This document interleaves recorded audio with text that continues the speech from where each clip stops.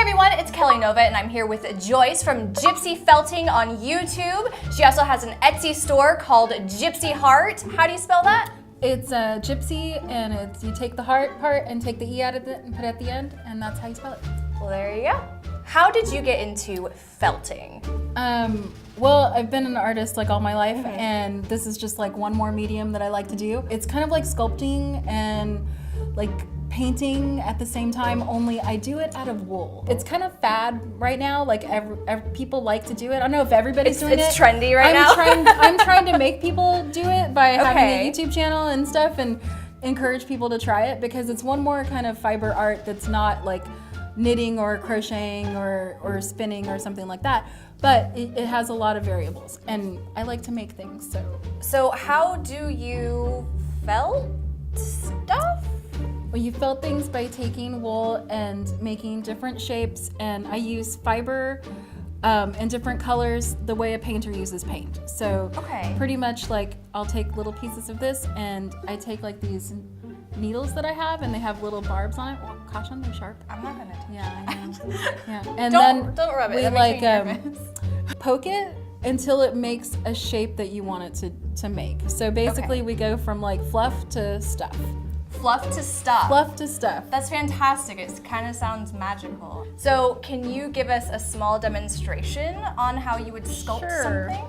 This is some wool that I've already kind of been working, and I'm kind of just making a shape. And if I was going to kind of cover this shape, I would take just like a little piece of wool and I would put it down, and wherever you're gonna kind of put your needle at is where that color is gonna be. So I just kind of poke into it right here. And the stabbing will make the fibers the little barbs kind of like bind together and they kind of stick there, so then you can just kind of pull it off if you don't like it, but eventually the more that you keep going, the more that it kind of stays in there. So you can kind of redo. You can, you can, if you have any oops or something like that, you can always kind of take it apart and redo it again. What is your favorite thing that you have ever felted, ever? There's a show called The Mighty Boosh. Yes. And I felted a crack fox. A what? A crack fox. I'm not familiar with The Mighty Boosh, but they can look it up on. You can look it up on YouTube because it's there. And he was like a really big sculpture about this big, and his. Out of wool? I did him out of alpaca, and I actually like made teeth, because this character is like really crazy looking. He's like a fox that has fallen on the wrong side of the tracks. It's really a sad tale, because it's a crack fox. And so it is kind of what it sounds like. Yeah, exactly. And so he's made, he lives in the he lives like in the trash, and he's all made of like recycled materials. So I like felted, like sewed actual little pieces of clean trash onto him, and then I made his head and stuff out of needle felting. So it really is. He was pretty sculpting art. You can use different mediums with it. Yeah, exactly. I made little dentures for him out of Sculpey, and sometimes when I'm doing little animals, I do like I use pipe cleaners or little hooves. I make little things. So.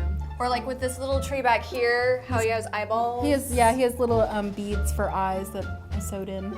So I actually I'm probably the only one who has like a little box full of eyes and noses and stuff. Because that's not creepy at all. No, it's not. No. Does it ever spill out of your purse and you're just like, oh, I'm sorry? It does, yeah. So it's very embarrassing when like fiber, or more likely my roommate will go to work and he'll be like, I'm sorry, I gotta take my fiber with me. I'm just shedding a little bit. Exactly. Thanks for taking care of that.